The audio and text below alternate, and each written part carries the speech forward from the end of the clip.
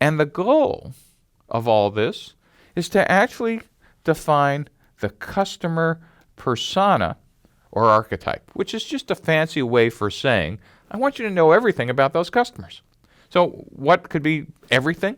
So at the end of the day, not only do you know about the pains and gains of these customers, but you specifically know who they are.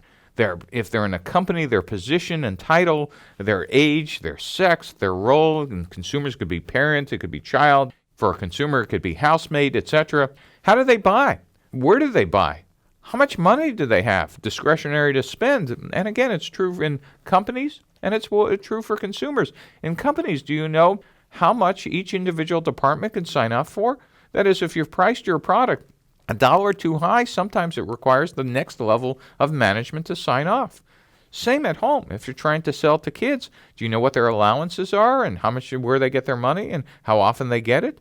And if you're selling to consumers who are parents, what's their weekly spend on discretionary items? You need to understand what matters to them, what motivates them, who influences them. And this one isn't trivial. The influences them, you're going to go back to this when you do customer relationships later, and it'd be great if you actually knew how to reach these people and what buttons to push when you do.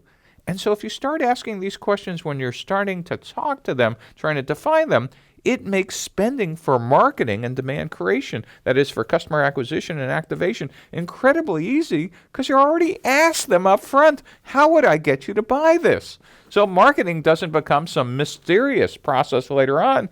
Customers already told you, oh, this is how I buy, and this is how much I spend, and here's who I listen to when I want to make a purchase.